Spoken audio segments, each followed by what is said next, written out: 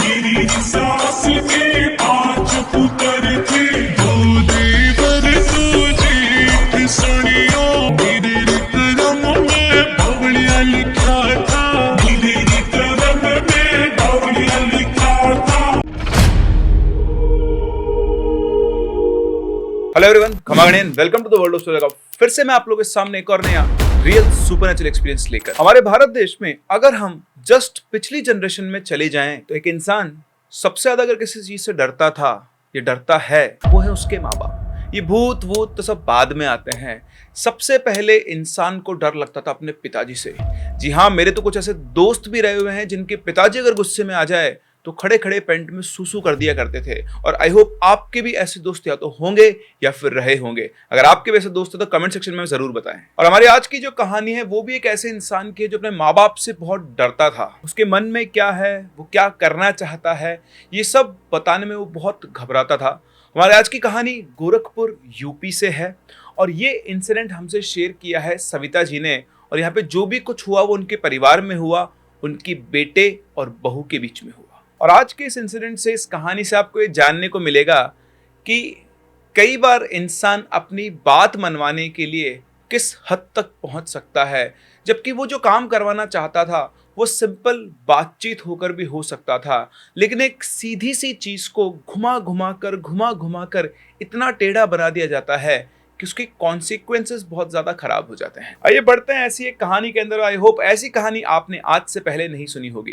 कहानी में आगे बढ़े उससे पहले अगर आपके पास ऐसा कोई रियल सुपरनैचुरल एक्सपीरियंस है या फिर कोई इंटरेस्टिंग स्टोरी है तो आप हमारे साथ हमारी इन दी गई आईडीज पर शेयर कर सकते हैं या फिर हमारे इस नंबर पर व्हाट्सएप कर सकते हैं। इसी के साथ साथ कुछ चीजें और मैं आपको बताना चाहूंगा।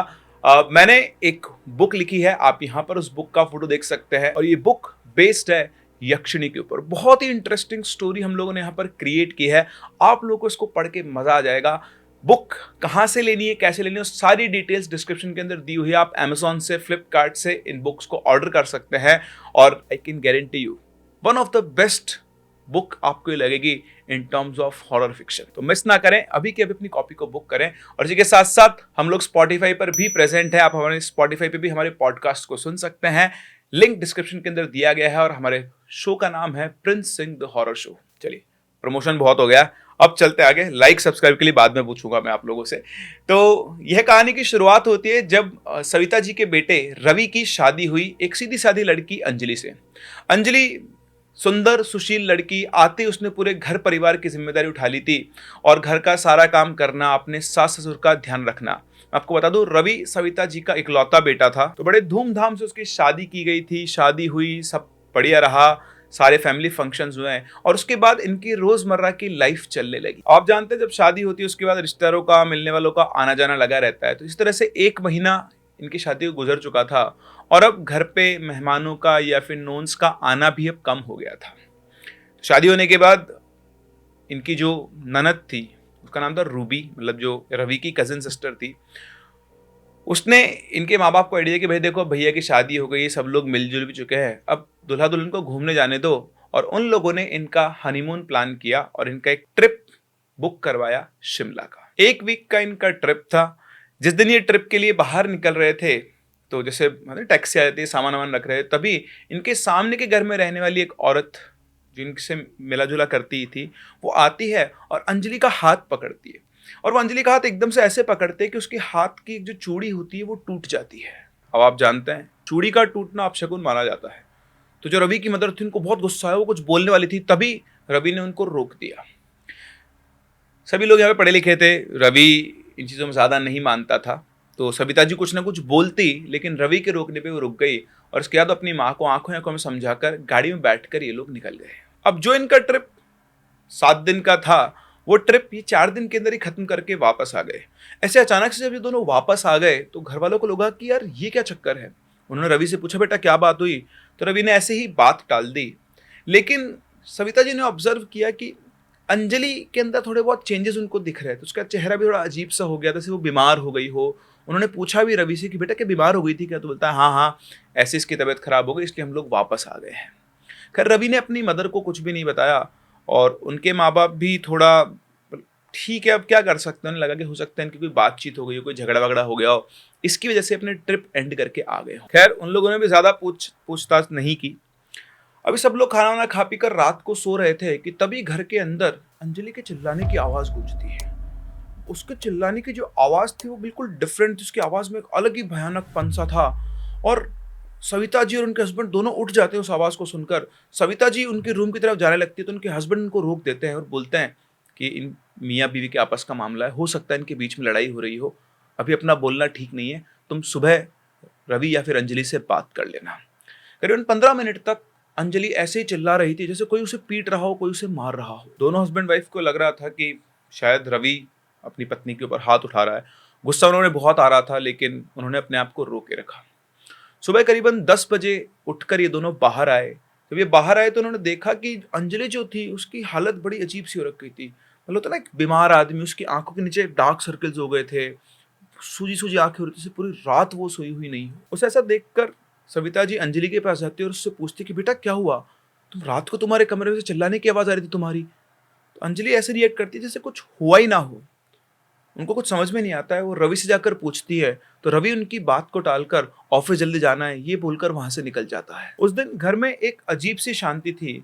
घर में जो नई बहू के आने की खुशियां थी वो भी एक अलग सी मनहूसियत में बदल गई थी। अंजलि पूरा पूरा दिन किसी से बातचीत नहीं करती, तो उस दिन भी वो ऐसे ही अपना किचन में काम कर रही थी। तभी इनकी जो कजन सिस्टर थी रूबी, वो वहां पर आती है और आकर मतलब कुछ खाने वाने के लिए निकालना शुरू करती है। रूबी बेसिकली इनके साथ ही रहा करती थी, अपनी पढ़ाई वगैरह कर रही थी, तो खाने के लिए सामान निकाल रही होती। तभी उसे एक अजीब सी हंसी की आवाज आती है। वो सोचती है कि शायद अंजलि जो है वो हेडफोन लगाकर कोई वीडियो वगैरह देख रही है, तो वो इग्नोर करती है। 2-3 बार उसे वो हंसी की आवाज आती है, तो वापस से घूमकर देखती तो वो देखती कि अंजलि ऐसे स्लैब पर अपने फिंगर को रखकर उस पर चाकू मार रही है और हंस रही है, और उस फिंगर से कटने की वजह से खून निकल के उस स्लैब के ऊपर इकट्ठा हो गया है। ये देखकर वो फटाफट से भागते चिल्लाती है और सविता जी को बुलाती है।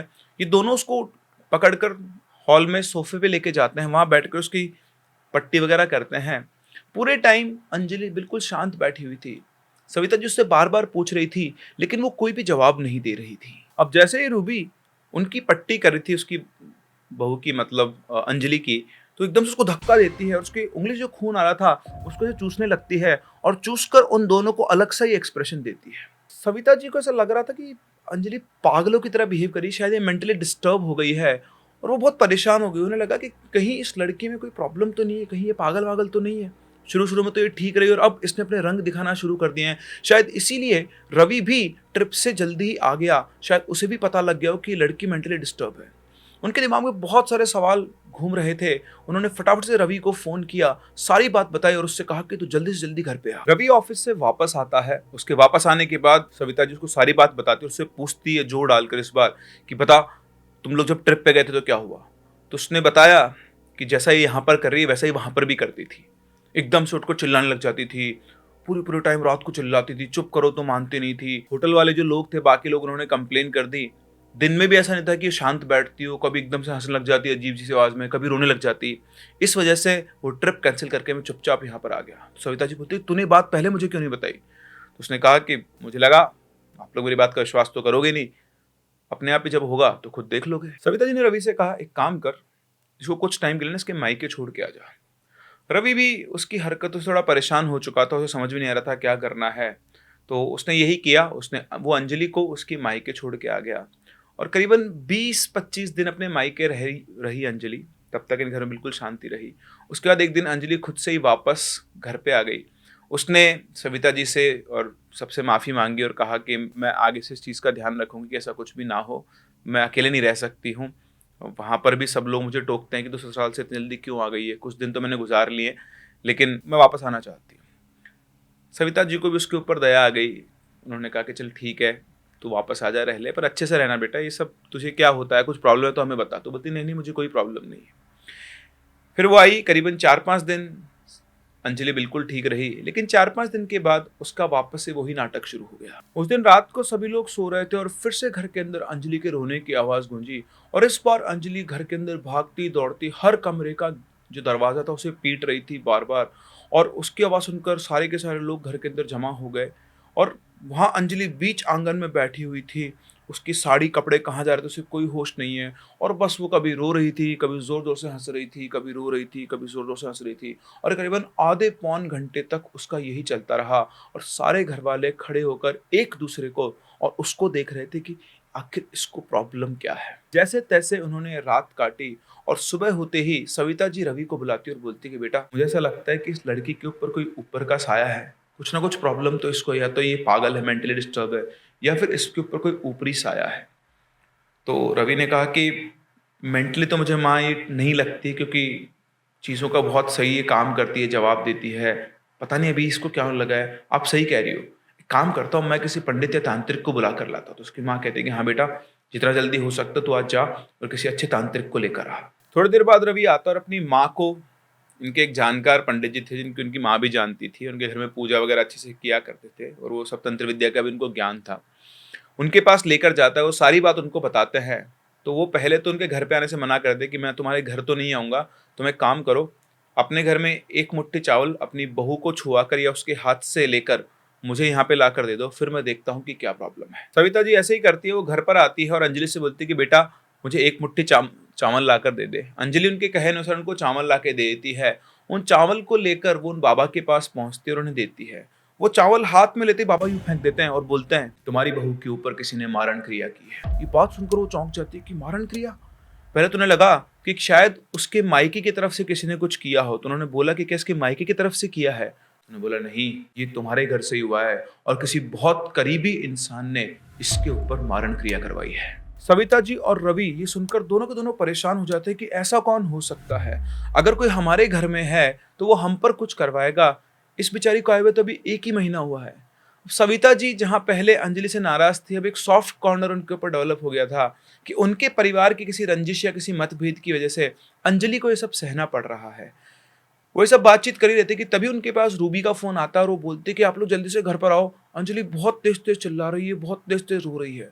उसकी बात सुनकर रवि और सविता जी दोनों फटाफट से घर पर पहुंचते हैं। उनके साथ साथ वो बाबा भी आ गए थे। वहां पहुंचकर वो देखते हैं तो अंजलि अपने कमरे में बंद थी और वो बहुत जोर जोर से चिल्ला रही थी, बहुत तेज रो रही थी, बहुत पीड़ा में हो, बहुत दर्द में हो, और एक ही बात वो बार बार चिल्ला चिल्ला कर बोल रही थी, मुझे छोड़ दो, मुझे बहुत तेज दर्द हो रहा है, मुझे छोड़ दो, मुझे बहुत तेज दर्द हो रहा है। वो बाबा तुरंत उस कमरे का गेट तोड़ने को बोलते हैं। गेट तोड़ा जाता है और अंदर जाकर देखते हैं तो अंजलि फर्श के ऊपर पड़ी हुई थी और उसके मुंह से खून निकल रहा था। ये देखते हुए सबसे पहले हॉस्पिटल ले जाया जाता है।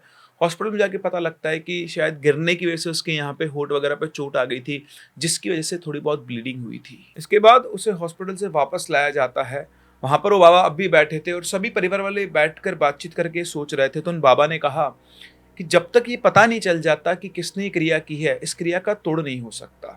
हमें पहले ये पता करना पड़ेगा कि आखिर ये मारण क्रिया की किसने है। तभी सविता जी को याद आता है, वो बताती है कि जिस दिन ये लोग ना घूमने के लिए जा रहे थे तो एक सामने औरत रहती है, वो अंजलि का हाथ उसने पकड़ा था और उससे उसकी चूड़ियां टूट गई थी, कहीं वो तो नहीं है।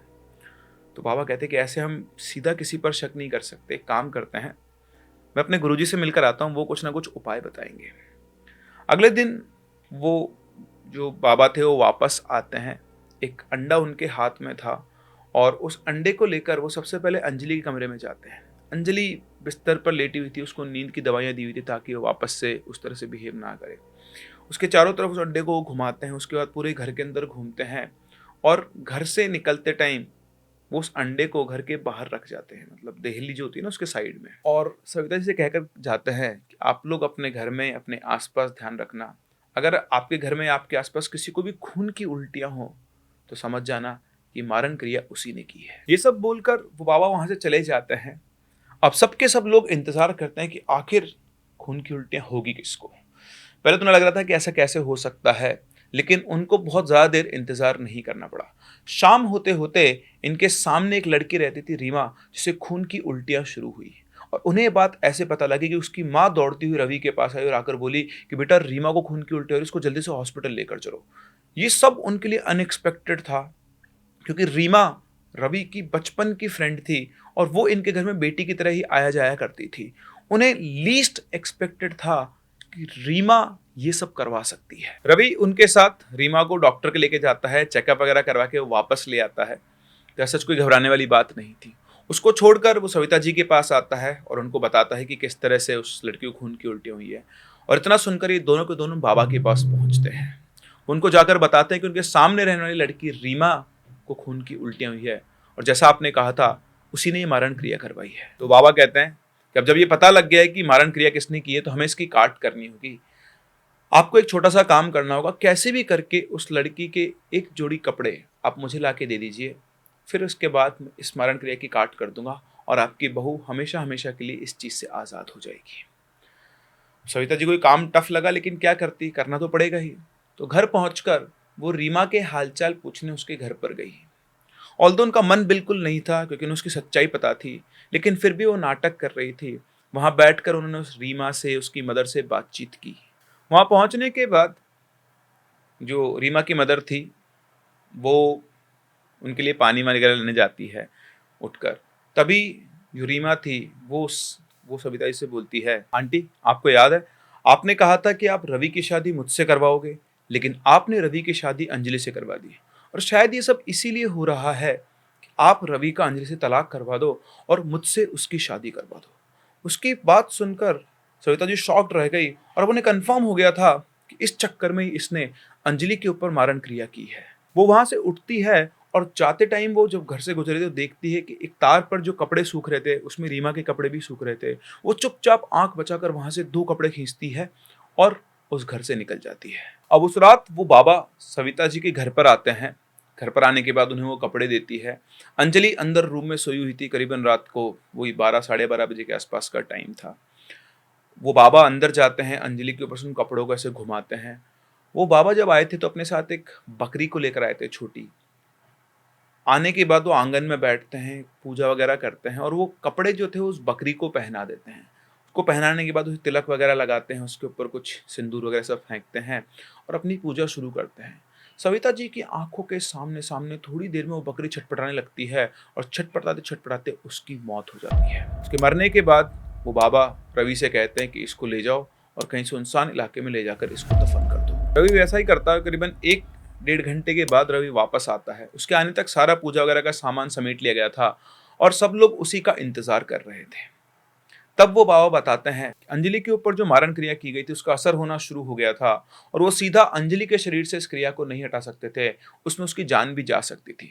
इसलिए उन्होंने इस बकरी का सहारा लिया और अगर वो इस क्रिया को सीधे हटाने की कोशिश करते तो उस इंसान की जान चली जाती जिसने क्रिया की थी, क्योंकि उसके ऊपर वापस चली जाती और वो किसी इंसान की जान लेना नहीं चाहते थे। इसलिए उन्होंने बकरी को रीमा के कपड़े पहनाए और उसके ऊपर उस क्रिया को उतार दिया जिससे उस बकरी की मौत हो गई। इसके बाद उन बाबा ने एक और बात कही। उन्होंने कहा कि सविता जी अब जो मैं कहने जा रहा हूँ उसे ध्यान से सुनिएगा। ये आपके लिए थोड़ा सा मुश्किल हो सकता है लेकिन ये ज़रूरी है। आपको अपने बेटे बहू को अपने से थोड़ा दूर भेजना होगा, तभी इनका वंश चल पाएगा, वरना ये हमेशा इसी तरह से परेशान रहेंगे। क्योंकि क्रिया तो खत्म हो गई लेकिन इसका असर खत्म होने में समय लगेगा। कम से कम 2 से 3 साल आपको अपने बेटे बहू को इस घर से अलग रखना होगा। उनकी बात सुनकर सविता जी परेशान हो जाती है। उनका इकलौता बेटा जिसकी अभी भी शादी हुई है वो उसे कैसे अलग कर सकती है। वो बाबा फिर बोलते हैं कि अगर ऐसा नहीं हुआ तो ऐसा हो सकता है कि अंजलि के ऊपर ये चीज़ें वापस से हावी होना शुरू कर दें। बाकी आप समझदार हैं, मैं यहाँ से चलता हूँ। अब उनके जाने के बाद जहाँ एक संकट टला था, दूसरा संकट सविता जी के ऊपर आ गया। उन्होंने कभी सपने में नहीं सोचा था कि शादी होने के बाद अपने बच्चे को अपने से अलग करेंगी। वो बहुत परेशान थी और जैसा उन बाबा ने कहा था 10-15 दिन के अंदर वैसा ही वापस से शुरू हो गया। अंजलि फिर से बहुत स्ट्रेंज बिहेव करने लगी। कई बार बैठे बैठे वो रोने लगती, कई बार हंसने लगती, काम करने को कहो तो लड़ने पर उतार हो जाती। बहुत जिद्दी वो हो चुकी थी, घर का माहौल उसने अजीब सा कर दिया था और सविता जी इन सब चीज़ों से बहुत ज़्यादा परेशान थी। एक दिन ऐसे ही परेशान अपना मुंह लटकाकर वो अपने घर के बाहर शाम को बैठी हुई थी कि तभी उनके पड़ोस में रहने वाली एक लेडी सीमा जी उनके पास आती है और उनसे पूछती कि दीदी आप बहुत परेशान हो, मुझे पता है आपके घर में प्रॉब्लम चल रही है, लेकिन क्या इसका कोई सोल्यूशन नहीं मिला। तो सविता जी ने बताया कि उन्होंने सब कुछ इलाज करवा लिया लेकिन उनकी बहू ठीक ही नहीं हो रही और वो बहुत परेशान है। जब से बच्चे की शादी हुई है कुछ ना कुछ घर में संकट चल ही रहा है। तो उन्होंने कहा कि मेरे पहचान के एक बाबा बहुत पहुँचे हुए हैं और वो आपका इस चीज़ का प्रॉब्लम का सोल्यूशन करने के, आप मेरे साथ चलो, मैं आपको अभी मिलवाती हूँ। पर सविता जी जाने को तैयार नहीं थी। उन्होंने कहा कि सब तो मैंने करवा लिया है, बाबा बाबा से कुछ भी नहीं होता है, पैसा भी खर्च हो गया, टाइम भी गया, लेकिन कुछ भी नहीं हुआ। उन्होंने कहा कि आप एक बार मेरे कहने से चलो वो ऐसे नॉर्मल इंसान नहीं, वो बहुत पहुंचे हुए इंसान है और मुझे पक्का पता है कि आपके घर की प्रॉब्लम को सॉल्व ज़रूर कर देंगे। सविता जी कहती है अच्छा ठीक है, अगर आप को इतना विश्वास है तो चलते हैं। तो वो उनसे फ़ोन करके बात करती है, बाबा से टाइम लेती है। उन्होंने कहा था कि भाई आप अपने बच्चों की और अपनी कुंडली भी साथ में लेकर आएँ, और इस तरह से सविता जी उन बाबा से मिलने पहुंचती है। वो उनसे पूरी बात सुनते हैं, क्या हुआ घर में, कैसे हुआ। उसके बाद वो अंजलि की, रवि की और इनकी सारे मतलब तीनों की ही कुंडली देखते हैं, और बहुत सोच विचार करने के बाद वो कहते हैं एक बार ये देखना पड़ेगा कि आखिर है क्या है और क्या नहीं है। तो वो एक ताबीज़ लेते हैं, वो ताबीज़ सविता जी को देते हैं और कहते हैं कि ये आप अपनी बहू के गले में बांध देना। इस ताबीज़ को बांधने के थोड़ी देर बाद अगर वो चिल्लाना शुरू कर दे तो आप समझ लेना कि कोई ना कोई गड़बड़ है, और उसके बाद ही हम लोग आगे की कार्यवाही शुरू करेंगे। सविता जी जाती है, घर में सबको ये बात बताती है और रवि से कहती है कि बेटा ये धागा तो अंजलि के गले पे बांध दे, बस उसको बताना मत कुछ भी। और सविता जी ने भी अंजलि को कुछ भी नहीं बताया था। अब रवि जाता है और अपनी वाइफ के गले में वो धागा बांध देता है, और धागा बांधने के 5 मिनट के अंदर ही वो बहुत तेज तेज चिल्लाने लगती है, इस तरह से उसके गले के अंदर कुछ चल रहा हो। रवि उसको देखते ही भाग के जाता है, उस धागे को तोड़ता है, फेंक देता है और बोलता है कि माँ तुम पागल हो गई हो, ये जाने कहाँ से धागा लेकर आ गई हो, क्यों परेशान कर रही है उसको। सविता जी बोलती है परेशान कर रही हूँ बेटा, परेशान तो उसने कर रखा है, मैं तो बस इसे ठीक करवाना चाहती हूँ। रवि गुस्से में बोलता है नहीं कराना मुझे कुछ ठीक भी, आप लोग ऐसा करोगे तो मैं आप लोगों से अलग हो जाऊंगा। सविता जी कहती है अलग हो जाऊंगा मतलब, तो आपको याद नहीं कि वो बाबा कहकर गए थे कि अगर आप इनको सही सलामत रखना चाहते हो तो कुछ टाइम के लिए आपको इन लोगों को अपने आप से अलग करना होगा। लेकिन आप पता नहीं किस बाबा के पास पहुंच गए और नया से फिर से कोई इलाज लेकर आ गई। इस तरह से माँ बेटे के अंदर तू मैं हुई, और खैर फिर मामला शांत हुआ, दोनों नाराज होकर एक दूसरे से अपने अपने कमरों के अंदर चले गए। अगले दिन सविता जी फिर से उन बाबा के पास जाती है और जाकर बोलती है कि जैसे मैं वो धागा उसके गले पे बंधा और वो बहुत तेज चलाने लग गई, और उसके बाद मेरे बेटे ने उसका वो धागा खोल दिया। तो बाबा हंसते हुए बोले जो मैंने आपको दिया था वो कोई ताबीज नहीं था, वो एक नॉर्मल धागा था, और आपकी बहू नाटक कर रही है। मैंने उसकी कुंडली देखी, आपके बेटे की कुंडली देखी और आपकी कुंडली देखी, आपके घर में ऐसे किसी दोष की कोई जगह ही नहीं है, और जो आपको किसी ने बताया था मारण क्रिया की गई है वो सब झूठ था, ऐसी कोई क्रिया उसके ऊपर नहीं की गई है। ये सुनकर सविता जी के होश उड़ जाते हैं कि ऐसा कैसे हो सकता है। वैसे मैं एक बात बता दूं, ऐसा बात बताने वाले लोग भी कम मिलते हैं जो जेन्युइनली बता पाए, वरना लोग तो और फंसा लेते हैं कि चलो इनसे और पैसे कूटे जाएं, जब एक भ्रम में तो है ही तो भ्रम को थोड़ा और आगे बढ़ाया जाए। अब सविता जी का गुस्सा 7वें आसमान पर था, उनको समझ में आ गया था कि उनकी बहू उनसे अलग होना चाहती है और उनके बेटे को उनसे अलग करना चाहती है। वो सीधी तिलमिलाते हुए घर पहुंचती है, घर पहुंच के सबको ये बात बताती है और रवि से बोलती है कि रवि इसको अपनी माँ के यहाँ छोड़ के आ, मुझे नहीं चाहिए ऐसी बहू जो मेरे बेटे को मुझसे अलग करना चाहती हो। उस टाइम पर अंजलि कुछ भी नहीं बोलती और चुपचाप रवि के साथ अपने मायके चली जाती है। करीबन 20-25 दिन वहां गुजारने के बाद वो वापस से इनके घर पर आती है और आकर सविता जी से बात करती है।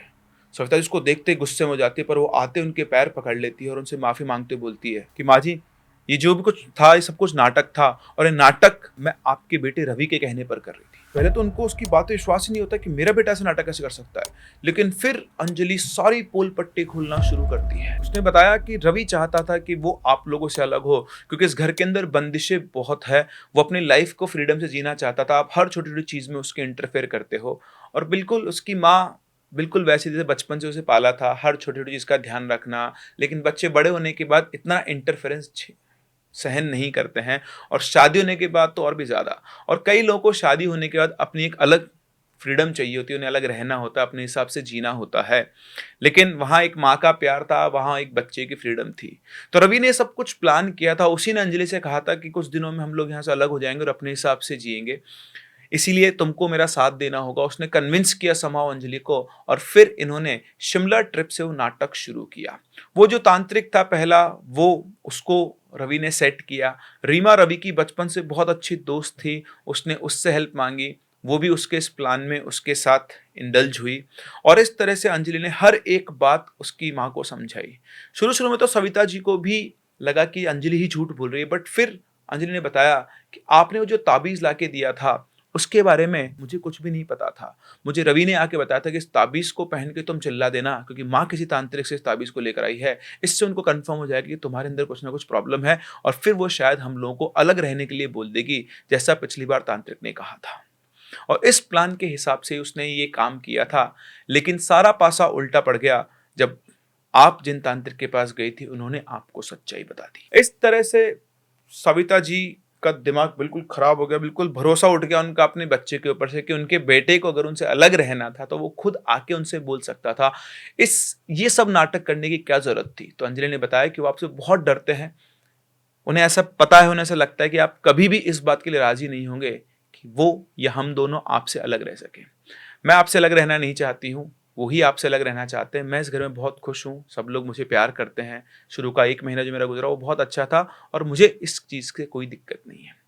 इसके बाद सविता जी रवि के साथ बैठती हैं, उसको सारी बात समझाती हैं। रवि भी अपने मन की सारी बातें उनसे करता है कि किस तरह से उसको भी थोड़ी बहुत फ्रीडम चाहिए, उसकी लाइफ है, ये सब कुछ है। सब कुछ सेटलमेंट होता है और इस तरह से इसके बाद वो लोग इनके लिए अपने ही घर के ऊपर एक पोर्शन बनवाते हैं जिसकी एंट्री एग्जिट अलग रखते हैं और अब उनकी लाइफ में वो थोड़ा कम इंटरफेयर करते हैं क्योंकि सविता जी भी समझ चुकी है कि उनका बेटा बड़ा हो चुका है, उसकी शादी हो चुकी है और उसको भी अपनी लाइफ अपनी तरह से जीनी है। तो इस तरह से इस कहानी का अंत होता है जहां पर रवि ने प्लान किया सुपरनैचुरल पावर्स का हवाला देकर, जैसे तैसे उसने प्रूव करना चाहता था कि उसकी बीवी के ऊपर कोई ऊपरी साया है और जब तक वो इस घर से दूर नहीं जाएगा तब तक उनकी लाइफ ठीक नहीं हो सकती है। तो देखा आपने लोग कहां कहां किस किस तरह से प्लान कर लेते हैं। आपको क्या लगता है कि ऐसी प्लानिंग भी सक्सेसफुल हो सकती है? अपने व्यूज कमेंट सेक्शन में हमें जरूर बताएं। हम लोग मिलते हैं अपनी अगली कहानी में, तब तक keep loving and keep listening.